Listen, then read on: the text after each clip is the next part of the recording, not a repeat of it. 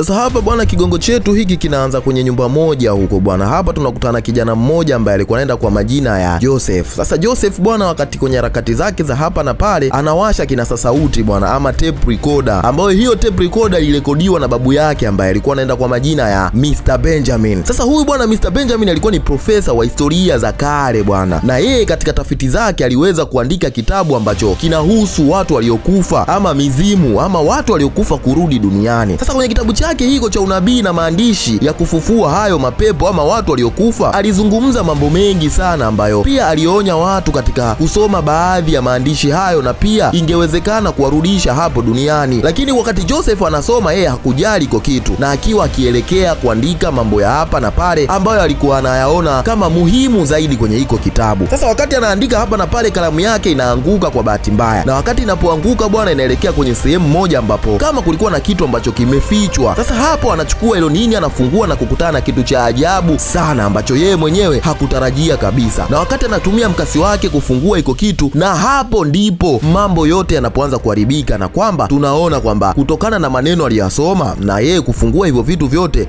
basi anaweza kuwafufua watu waliokufa na kurudi tena duniani bwana. Wakati sasa mwingine huku tunakutana na vijana wawili ambao mmoja alikuwa anaenda kwa jina la Leo na mwingine alikuwa anaitwa Jared. Hawa bwana walikuwa wanavua samaki ziwani. Sasa wakati wanaendelea na harakati za kuvua na story hapa na pale, Leo bwana anapigiwa simu na mubebe wake bwana, na hivyo sasa anaomba privacy na kuingia msituni ili kwa ajili ya kuongea mambo fulani hivi, si unajua tena. Wakati huko Jared bado anaendelea kuvua samaki, wakati ghafla kuna kitu kinaanza kuvuta kamba zote mbili bwana.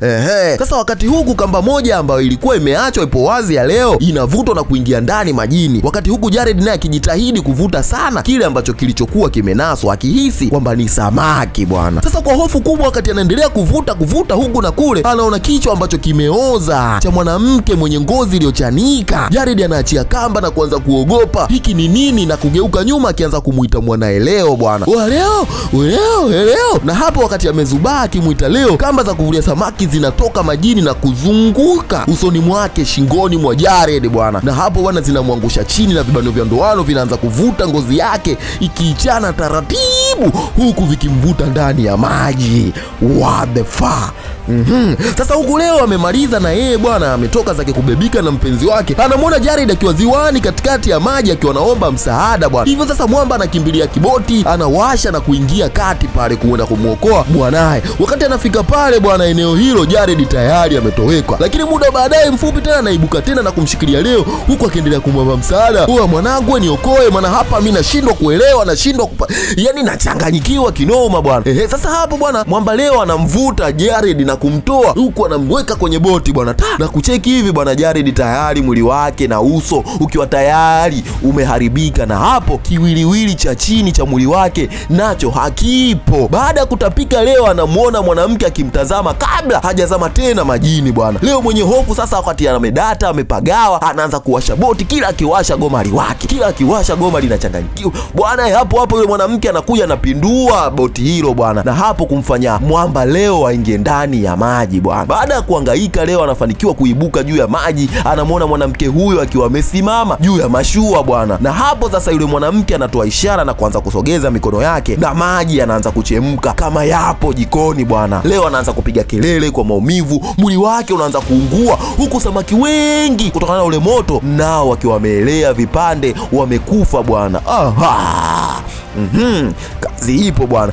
Bwana Leo anafanikiwa kuogelea hadi ufukweni na kuanguka bwana, na mwanamke huyo anamfuata na anapita karibu yake na kuvuka msitu hadi barabarani ambako anasimama bila hata kusogea hadi usiku unapoingia bwana. What the fuck? Hatimaye gari linatokea na mwanamke huyo anatoka nje, hivyo anagongwa na gari bwana. Katika klabu ya starehe moja ambako kila siku kinawaka bebes kama wote madon kibao, tunamwona Joseph anasherehekea siku yake ya kuzaliwa pamoja na kaka yake ambaye alikuwa anaitwa William, pamoja na mpenzi wake Talia na mke wa William ambaye alikuwa anaenda kwa majina ya Alice. Mwanzoni sherehe hiyo ilikuwa yenye furaha, lakini hali inakuwa ya wasiwasi ambapo William anapomkemea mke wake Alice kwa kunywa kupita kiasi, kwamba kwa nini unalewa hivi hovyo bwana. Kisha William anaamua kumkabidhi Joseph kalamu ya gharama kubwa sana, akisema ni zawadi kutoka kwake pamoja na mke wake ambaye wameamua kumwandalia hiyo zawadi. Hata hivyo Alice hakujua kuhusu zawadi hiyo, na yeye pia alikuwa ameandaa zawadi nyingine kwa ajili ya Joseph ambayo ilikuwa ni picha nzuri aliyompiga Joseph akiwa na mpenzi wake Talia bwana. Jambo hilo linamkasirisha sana William na mabishano mengine yanaanza tena. Alice anakasirika, hivyo anatoka nje na kwenda kuvuta sigara kutuliza ghadhabu, maana kichwa tayari kimechachawa na yeye hajui anawaza apate wapi majawabu bwana. Anaanza kuzungumza kwa urafiki na mtu mmoja wa wafanyakazi wa eneo hilo bwana. Hivyo William anapotoka nje anamshutumu Alice kwa kuzungumza vibaya kumhusu kwa wafanyakazi wake. Anamwambia arudi ndani, lakini Alice anakataa, hivyo anamshika mkono na kujaribu kumburuta. Alice mara moja anamsukuma na wanaanza kubishana tena bwana. Ugomvi linawaka. William anavunja kioo cha gari lake kwa hasira, lakini anajeruhi mkono wake na kuanza kuugulia maumivu. Hata hivyo anamlaumu Alice kwa kila kitu ambacho kinaendelea maishani mwake. Alice anatupa tusi moja la mwisho kabla ya kuondoka, huku akilia kwa uchungu muda wote. Kwa nini William anakuwa ananishutumu mimi? Baadaye Joseph anajitokeza bwana na kumwambia amwambie bwana brother, inabidi nikupeleke nyumbani kwa sababu wewe tayari umelewa na ndio maana unaanzisha ugomvi muda wote. Lakini William anampuuza na kuondoka kwa gari lake bwana. Sasa mwamba William baada ya ghadhabu kubwa na ugomvi wote, akiwa ndani ya gari anaendesha kasi muno, na hapo anapofika karibu na barabara ya msitu hamuoni tena yule mwanamke na anamgonga, na hapo gari linafanikiwa kubimbirika kwenye mteremko na kutulia, huku likiwa limepinduka juu chini chini juu, na mwamba akiwa ndani amenasa bwana. William anajitahidi kuchukua simu yake na kutaka kupiga kwa ajili ya msaada, lakini simu nayo inaanguka bwana. Ghafla yule mwanamke anataja jina lake, huku kichwa chake kikianza kujitenga pole pole na mwili wake bwana. Sauti ya kisha inamwambia mpeleke kwa familia yake kabla kichwa hakijaanguka na kubimbirika kutoka ndani ya gari bwana. Kichwa kinaanza kutamka maneno ya kichawi, maneno ya Kilatini, maneno fulani hivi ambayo William yanabaki yakimduaza bwana kabisa. Hayo maneno sasa yanaanza kuzimataa na kukaza mkanda wa kwenye gari wa William kabla ya kuanza kulichoma hilo gari bwana. Vioo vya madirisha vinaanza kupasuka, huku William akijaribu kutoroka, lakini wapi, anashindwa kufanikiwa kujichomoa hapo, na kisha kichwa kinaanza kucheka, huku moto kwenye gari ukianza kuzidi na kufanikiwa kumuua William bwana. Na hapo baada ya muda mfupi baadaye tunaiona familia ikiwa inafanya ibada ndogo ya kumuaga William, na mama yake Susan anasema maneno machache kabisa. Alice anaulizwa kama angependa kusema jambo lolote kwa ajili ya mume wake, lakini anaeleza kwamba hakujiandaa kusema chochote na wazazi wa William wanamuhukumu kwa hilo. Kwa nini huwezi kusema chochote ndani ya msiba wa mumeo bwana? Jeneza linapochukuliwa kwenda kuchomwa, baba yake William ambaye alikuwa anaenda kwa majina ya Edgar anamwomba mfanyakazi ampe dakika 5 za kuwa peke yake pamoja na mwanawe akiwa katika sanduku lile alilolala bwana. Anapokuwa peke yake, Edgar anaanza kulia na anashindwa kusema chochote. Wakati huo anasikia kelele ndani ya jeneza na kifuniko kikianza kutikisika. Edgar anachukua mara moja ndoano ya chuma na anaanza kulipiga kifuniko hilo mara kadhaa hadi anatengeneza tundu humo ndani. Baada ya hapo unaonekana mkono mweusi ulioungua unamshika Edgar na kumuunguza kwa hatari sana. Edgar anaanguka chini na anarudi nyuma na kutazama kwa mshangao mwili wa William uliokuwa umeungua ukiwa unasimama bwana. Mfanyakazi anaporudi, William anamuua hapo hapo. Dakika chache baadaye, Edgar anapiga honi kwa kukata tamaa ili kuwashawishi wengine wote waondoke, lakini hawaambii chochote ni nini kinachoendelea ama nini yeye ameweza kukiona bwana. Katika nyumba ya zamani ya familia, Susan anagundua kwamba Joseph bado anazo vitu vyote vya Benjamin na kwamba anapanga kuandika kitabu kuhusu utafiti huo wa babu yake bwana. Kwa hasira anaanza kuweka vitu hovyo kwenye mfuko wa taka, akisema kwamba baba yake alikuwa mwanachama wa dhehebu ambalo si zuri kabisa, ambalo yeye hakuwahi kulipenda na halina hekima yoyote na halina mafanikio makubwa kwenye familia yake. Dada yake Susan alipougua, Benjamin hatimaye aliwaacha kabisa, akidai kwamba alipaswa kutafuta njia ya kuwalinda dhidi ya uovu, lakini Susan alilazimika kuitunza familia na yeye hatomsamehe kamwe bwana Benjamin. Joseph anaposhuka chini anamkuta Taya na Alice bwana wakijitahidi kumsaidia bibi Polly kukaa kwenye kiti chake cha kupandisha na kushusha. Polisi anampiga Alice kofi na kumtuhumu Taya kuwa ni mwizi. Anatulia tu Susan anapotokea, ingawa bado anaendelea kuwatazama wengine wote kwa hasira kubwa aliyokuwa nayo moyoni mwake. Baadaye Joseph anatoa mfuko wenye vitu vya Benjamin na anamsikia Edgar akikohoa sana. Anashindwa kuwasha mashine ya kukatia vichaka na Joseph anaeleza kwamba imeishiwa mafuta mzee, kwa hiyo huwezi kuiwasha kabisa. Lakini Edgar baada ya kusikia kauli hiyo anakasirika na kukimbilia kwenye chumba cha chini ya nyumba bwana. Akiwa anatafuta mafuta, Edgar anashtuka kusikia sauti ya William ikimuomba msaada, baba nisaidie. Anapoenda kuchunguza, mlango unajifunga kwa nguvu na taa inalipuka papo hapo. Edgar anatoa kisu huku akisikia sauti za kutisha zikimuomba awaruhusu waingie humo ndani. Akishindwa kupuuza sauti hizo, mkono wa Edgar unalazimishwa kusogeza kisu kwa ajili ya kujidhuru yeye mwenyewe. Wakati huo Alice anaingia kwenye chumba cha chini na kusikia kelele, hivyo anafungua mlango kwa wakati na kukichukua kisu kutoka mkononi kwa bwana Edgar. Kisha Alice anaweka kisu mfukoni mwake huku Edgar akimwomba asimwambie kabisa Susan kuhusu jambo hilo lililotokea humu ndani. Wakati sasa wa chakula cha mchana, Joseph anaonyesha video ya harusi ya William pamoja na Alice. Edgar anaendelea kukohoa na Alice anahakikisha anaweka visu mbali naye kwa sababu aliona hali yake inakuwa ya wasiwasi sana. Susan anapouliza nini kitatokea kwa klabu ya William na Alice, anasema anafikiria kurudi katika mji wa kwao uko nchini Ufaransa bwana. Edgar anagundua kwamba Alice hajaivaa tena pete ya ndoa ya mwanae William na anajaribu kumuuliza kwamba mbona hujavaa pete ya ndoa, lakini Alice anajaribu kujielezea lakini bado Edgar anakasirika. Na hapo mbwa anapoendelea kumwomba chakula, Edgar anachukua kisu kwa ghadhabu, anaanza kumchoma kichwa kwamba mtu ambaye tayari ashakuwa possessed na majini bwana, ni kwamba yeye mwamba tayari wajomba mashaweza kumuingia. Sasa yeye tena si yeye Edgar, basi yeye ni mtu mwingine kabisa bwana. Sasa wakati hali hiyo inaendelea bwana, Joseph anakimbia na kujitahidi kumzuia baba yake bwana, lakini Edgar anampiga kichwani na chupa na hapo inavunjika kichwani mwa Joseph. Kisha Edgar anaanguka chini na kuanza kuomba msaada huku mwili wake ukiwa unatetemeka ni kama mtu ambaye amepatwa na degedege. Sasa hapo Tai na Joseph wanamweka Edgar ndani ya gari lao na kuondoka kuelekea hospitalini. Joseph ana sanduku la huduma ya kwanza na hapo anaanza kumtibu majeraha baba yake Edgar akiwa ndani ya gari. Wakiwa katikati ya barabara, Edgar anapagawa kabisa na macho yake yanaanza kung'aa. Ghafla anachukua mkasi kutoka kwenye sanduku la huduma ya kwanza na kuanza kuuchana uso wa Tai. Joseph anapojaribu kumzuia baba yake, Edgar anamsukuma nyuma huku Tai akipoteza udhibiti wa gari na gari linatoka kabisa barabarani na kugonga pembeni bwana. Edgar anachukua funguo na anaendelea kuichana uso wa Tai hadi Joseph anamfunga kwa kutumia mkanda wa kwenye gari bwana. Hata hivyo, Edgar anapiga dashboard kwa nguvu na kusababisha kiti chake kurudi nyuma na kumkandamiza mwanae bila hata kufahamu. Tai anapokaribia kutoka, Edgar anaufunga mlango kwenye mkono wake na kukata vidole vyake kabisa. Kisha Joseph anajaribu tena kumzuia baba yake, lakini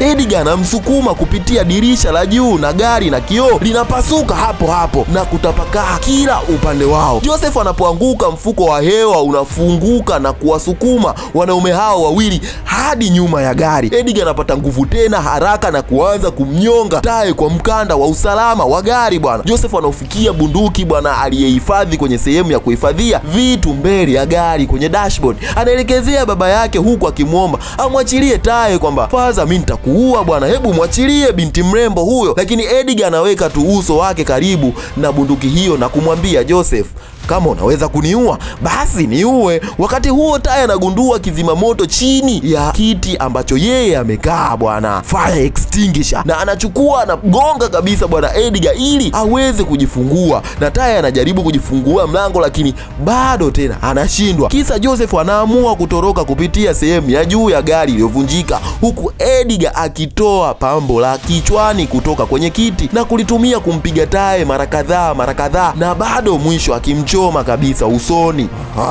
Nyumbani Alice na Susan wanamzika mbwa, kisha Alice anarudisha koleo kwenye kibanda na kwa bahati mbaya analidondosha juu ya mfuko wenye utafiti wa bwana Benjamin na kusababisha vitu vilivyokuwa humo ndani vyote kuanguka chini. Anapovikusanya anasoma maelezo ya Benjamin lakini hawezi kuyaelewa kabisa kwa sababu yalikuwa yameandikwa katika lugha ambayo haieleweki kabisa. Pia anasoma maneno ya kichawi bila kujua ni nini, jambo linalomfufua yule mbwa, na mbwa anaruka kupita dirishani na kumshambulia Alice mara hapo. Baadaye Alice anaingia ndani ya nyumba lakini Susan hawezi kumuelewa kwa sababu Alice anazungumza Kifaransa tu. Wakati huo Joseph anarudi na kuwaambia kwamba Edgar ameamua kumuua Tai. Kisha mtu anagonga mlango na Joseph anashtuka anaposikia sauti ya Talia bwana. Alice anafungua mlango na Talia anaingia ndani akiwa na macho ya njano na pambo la kichwa ambalo bado limekwama kichwani mwake bwana. Baada ya kuliondoa pambo hilo kichwani, Talia anachukua mshumaa kuchuchumaa na kunyanyua kwa heshima kana kwamba anatoa salamu kwa familia bora kabisa, kisha anakunywa nta iliyokuwa humo ndani bwana.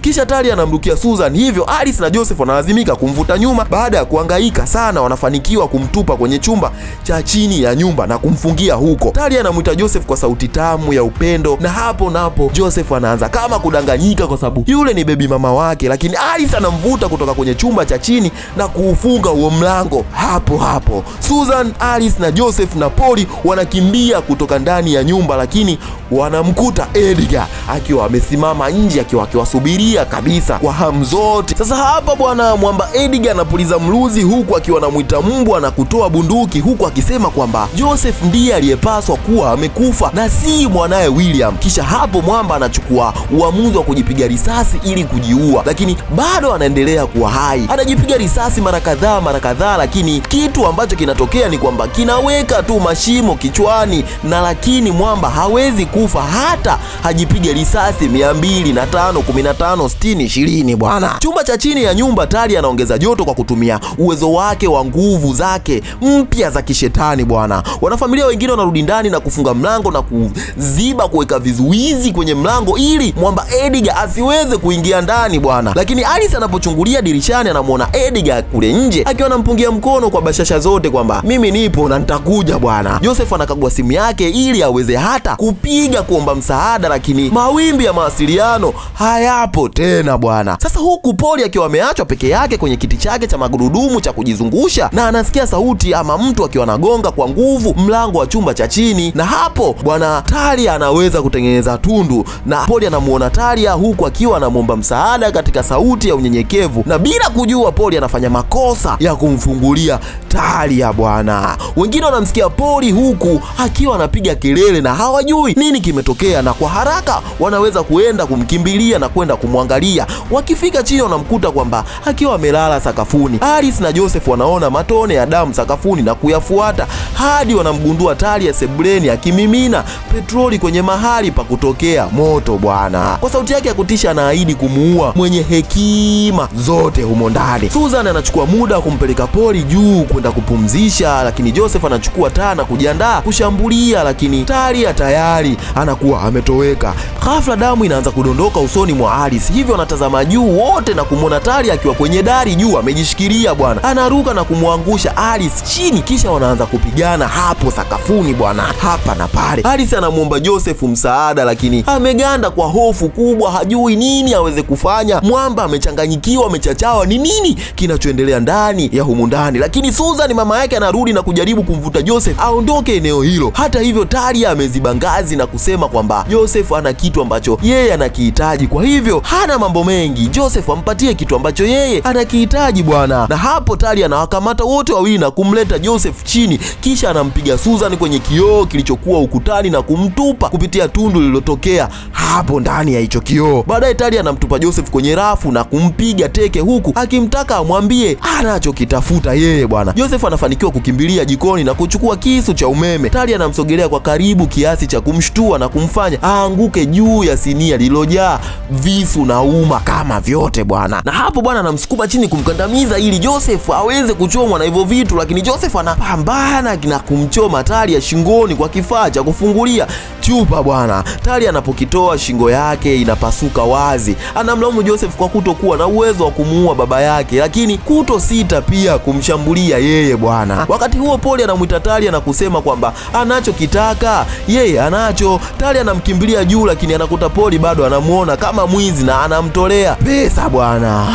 Kwamba Polly yeye alijua kwamba Talia anachokitaka na kitu ambacho paka kinamfanya yeye aweze kufanya mauaji ni pesa tu pekee. Talia anachukua meno ya bandia ya Polly na kuyala baada ya kuyaweka tena mdomoni mwake, kisha anatambua kwamba mguu wa bandia wa Polly haupo tena mguuni mwake. Na ghafla wakati anageuka anamuona Alice na akiwa akiushika huo mguu na anampiga Talia kwa kutumia mguu huo na kumfanya abimbilike chini ya ngazi. Anapotua chini tu Joseph anaendelea kuliponi kuponda uso wake mara kwa mara kwa kutumia mlango wa mashine ya kuosha vyombo hadi kichwa cha Talia kinakuwa mabonge ya nyama yaliyopondwa kama chakula fulani hivi. Sasa hapo Joseph akiwa mkatili hivyo kunamkumbusha Alice unyanyasaji aliyokuwa akifanyiwa na mume wake William miaka hiyo bwana, kabla ya mauti yake kumfikia. Baadaye Alice anamuuliza Joseph kuhusu mambo ya ajabu aliyoyasoma kwenye daftari la bwana Benjamin ambaye alikuwa mtafiti wa miaka hiyo. Joseph anaeleza kwamba babu yake alionekana kuwa mtu asiye na akili timamu kwa sababu alikuwa ameshawishika kwamba mashetani wangeweza kurudi duniani ama watu waliokufa wana uwezo wa kufufuka tena bwana. Aliacha familia yake na kusafiri duniani kote kufanya tafiti hizo, akikusanya vitu kale vyenye nguvu ambavyo vingewezesha kuwalinda wapenda wake dhidi ya mashetani ama watu waliokufa miaka hiyo bwana. Wakati huo Susan anamaliza kumlaza Polly kitandani. Anapokaribia kuondoka, Polly anaketi kitandani na kumuita Susan kwa jina lake kwa mara ya kwanza baada ya miaka mingi kupita. Susan anakaribia na kumuona mama yake akisimama juu ya kitanda huku shuka likimfunika. Anamkumbatia Polly huku akilia na kusema jinsi gani alivyokuwa amemisi mama yake, jinsi gani alivyokosa upendo huo wa kumkumbatia mama yake. Polly anadai kwamba familia nzima itaungana tena hivi tu karibuni na kwamba William tayari yuko njiani. Kisha Susan anaondoa shuka na kugundua kwamba Polly naye tayari amekuwa possessed, amechukuliwa tayari na mashetani bwana. Mtu anapogonga dirishani, Susan anasukuma mapazia na kumkuta ni Edgar ndiye ambaye anagonga, ambaye anasema kwamba anamkosa na amemmisi sana Susan. Susan anafungua dirisha na Edgar anatambaa ndani na kumbusu kana kwamba amemmisi sana, na hapo jambo hilo linasababisha Susan kuzidi kupagawa bwana. Chini ya nyumba Alice anatazama nje na kugundua kwamba Edgar mbona nje ametoweka, lakini anashtushwa na mbwa anayemfokea dirishani. Hapo bwana Alice anatokea na kuanza kusema kwamba mapepo hao si maadui kabisa kwao, bali wao walikuwa wanataka kitu kimoja ambacho kilikuwa ni kisu cha Kondarian ambacho kiliibiwa na Benjamin miaka mingi iliyopita, na kisu hicho ndo chicho kinachoweza kwamba kuwaweza kuwaua hao viumbe. Na ghafla baada ya kusema hivyo, taa zote zinalipuka na Edgar anaanza kumpiga Joseph huku TV ikiendelea kuonesha matukio baadhi ya harusi. Baada ya kumpiga Joseph na kumwangusha, Edgar anamshambulia Alice na kumwambia kwamba asijihusishe na mambo yoyote ya familia yao. Susan anamkabili Edgar naye kwa kumshambulia kwa sababu Edgar aliahidi kwamba hatomdhuru mtoto wao. Hivyo Edgar naye analazimika kumpiga mke wake Alice kwa sababu anamzuia kumpigana kumuumiza Joseph bwana. Edgar anamshika Joseph nywele na kuusukuma uso wake kwenye kichwa cha Taya ambacho kilikuwa kimepasuliwa kikiwa ni mabonde ya nyama ambayo Joseph mwenyewe alisababisha. Wakati huo Joseph anatumia mbinu ya kusema kwamba anajua mahali kilipo hicho kisu, basi Edgar aweze kumwachia ili aweze kumuonesha bwana. Edgar anaamini maneno hayo kisha anamnyanyua Joseph. Joseph anamchoma baba yake kwa kalamu bwana. Wanaanza kupigana kila sehemu ya chumba huku Susan akijaribu kuendelea kumlinda mtoto wake. Alice anakwepa vurugu hizo huku akitambaa kutoka ndani ya chumba na kujificha kwenye kabati. Anaendelea kusikia mapigano yakiendelea ndani ya nyumba hadi Edgar anapogonga kichwa cha Joseph kwenye mlango wa kabati. Mbao inavunjika huku Joseph akisukumwa kupitia mlango huo na anamwambia Alice akitafute hiko kisu kabla ya Edgar hajakiona na kuondoka nacho bwana. Baada ya hapo Alice kusikia tena kelele zote, anatoka kujaza mashine ya kukatia vichaka mafuta ili awe na silaha ya kuweza kujikinga. Kisha anaenda juu na kumkuta Susan akivuja damu akiwa amelala sakafuni. Pia anavurugwa na mawazo na picha ya harusi inaanza kumjia kichwani. Wakati huo Polly anamshambulia na kuligonga kichwa chake kwenye kila sehemu inayopatikana bwana. Baada ya kumpiga mara kadhaa, Polly anasukuma uso wa Alice kwenye makali ya mashine ya kukatia vichaka na kumchoma sikio kwa kalamu bwana. Na Polly hapo anataka Susan ndiyo amuue Alice, lakini anapokaribia kubonyeza kitufe cha mashine hiyo, Alice anachukua kipande cha kioo na kumchoma Polly jichoni. Kisha anamfunga Polly kwenye kiti chake cha kupandisha na kushusha na kukiwasha. Hivyo Polly anaburutwa hadi chini bwana. Baada ya kukitoa kwa maumivu kile kipande cha kalamu kilichokuwa kwenye sikio lake, Alice anajiandaa kummaliza kabisa Polly kwa kisu alichokuwa nacho awali hapo bwana. Lakini anashtushwa na Edgar na Joseph wanapoanguka kupitia dari. Edgar anamjia, hivyo Alice anachukua mashine ya kukatia vichaka pamoja na Susan na kuwavuta hadi bafuni. Anafunga mlango kwa kuzuia kwa kabati kabla ya kuchukua kifaa cha kukaushia nywele ambacho anakitumia kumfunga Susan kwenye choo bwana. Bado kuna kipande cha kalamu kwenye sikio la Alice bado kilikuwa kinaendelea kumuumiza na yeye bado akiwa amekiacha. Susan anaendelea kulalamika kuhusu mambo ambayo Alice aliifanyia familia yake. Hivyo Alice hatimaye anakasirika na kusema kwamba mambo haya yamekuwepo katika familia yao siku zote, huku akianza kumuonesha makovu ambayo yalikuwa yamesababishwa na unyanyasaji wa mume wake William ambaye kwa sasa ni marehemu bwana. Alice anapotumia mashine ya kukatia vichaka kujaribu kutengeneza tundu kwenye dari ili aweze kutoka, Susan anashindwa kujizuia kutokana na kupagawa na anamshambulia Alice papo hapo. Wanaanza kupigana hadi wanaanguka tena kwenye beseni la kuogea ambako Susan anatumia mapazia kuanza kumnyonga Alice kikatili kabisa bila huruma hata kidogo. Nguvu zake za kishetani zinamwezesha kupanda kwenye dari na kumwacha Alice akiwa aning'inia kwa kichwa chake tu. Alice naye anakukuruka huku na kule na anafanikiwa kushika wembe na kuikata uso wa Susan hadi anaanguka bwana. Kisha Alice anachukua tena mashine ya kukatia vichaka na kuiwasha ili kumkatakata Susan mara kadhaa na kumwangusha chini. Sasa Alice anaweza kupita kwenye lile tundu kwenye dari na kufika kwenye dari ya nyumba na ambako anaanza kutafuta kisu hicho cha Kondarian bwana. Anasikia sauti ya Joseph ikimpa msaada lakini anampuuza kabisa. Anajua kwamba hapa tayari Joseph tayari amekuwa possessed bwana. Alice anakuta mfuko uliojaa vitu vya kale na anachukua kisu cha kwanza anachokiona ili kumchoma Joseph, lakini hakifanyi chochote. Joseph anapomdhihaki na kumcheka, Alice anaendelea kujaribu kisu kimoja baada ya kingine na hatimaye anapata kisu ambacho sahihi kinachowaweza kuwaua viumbe hao. Macho ya Joseph yanarudi kwa ya kawaida kabla hajaanguka na kufa. Alice anapotazama chini mwili wake, Susan anatokea kwenye lile tundu. Hivyo Alice anachukua mashine ya kukatia vichaka na kupanda kutoka dirishani. Kwa bahati mbaya anajikwaa na kubimbilika chini na kusababisha kisu kile ambacho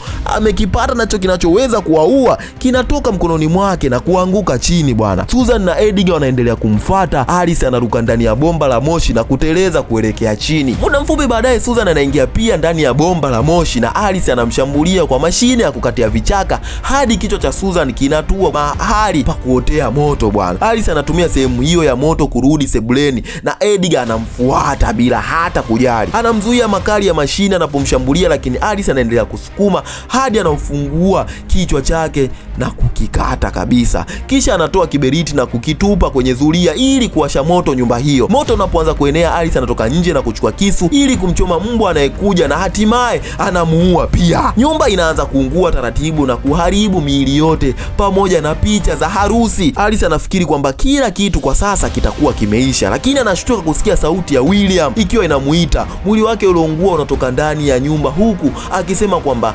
alipaswa kumuua. Anapofika kwenye kibanda walichofanya harusi yao, anakichoma moto pia. Alice anakimbia kwa kasi kadri awezavyo na kufika kwenye eneo la ujenzi bwana. Ofisi ilikuwa tayari imefungwa, lakini anapotizama huku na huko anakuta kifaa cha mawasiliano anachotumia kujaribu kuomba msaada kutoka kwa watu mbalimbali, lakini kifaa hicho kinaanza kucheza wimbo wao wa harusi na Alice anaona kivuli cha William kikimkaribia. Hata hivyo kinatoweka wimbo unapomalizika bwana. Ghafla baada ya kutoweka iko kivuli, ghafla Alice anavutwa bwana kwa mguu na kutupwa ndani ya shimo ambako kifundo cha mguu wake kinatobolewa na nondo ya chuma. Kwa ukatili na maumivu Alice anavumilia. William anatupa bomba ndani ya shimo ili kuanza kulijaza lami ya moto bwana. Alice anang'oa mguu wake kwa nguvu na kujaribu kutoroka, lakini William anamzuia. Anapomwomba kisu, Alice anakitupa ndani ya lami. Kisha William anamwachilia Alice ili aweze kwenda kukifata kile kisu ili aweze kukichukua. Alice anavuta nyaya fulani na kusababisha mashine kubwa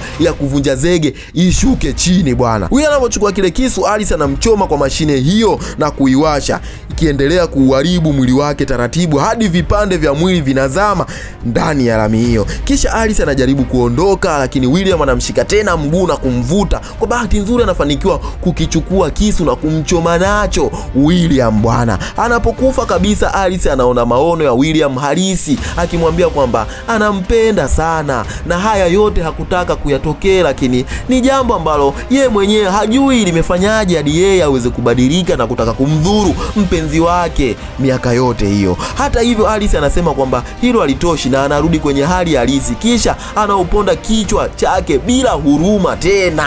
Baada ya hapo Alice anatoka kwenye shimo na kufika anafika barabarani ambako anagunduliwa na wahudumu wa dharura. Wanamuuliza ni nani aliyemfanyia hivyo, naye anasema tu mume wangu wa zamani ndio amefanya haya yote. Wakati huo Poli anatambaa barabarani, wakati dereva mwenye wasiwasi anasimama kumwangalia Poli, na hapo Poli anaweza kumshambulia bwana.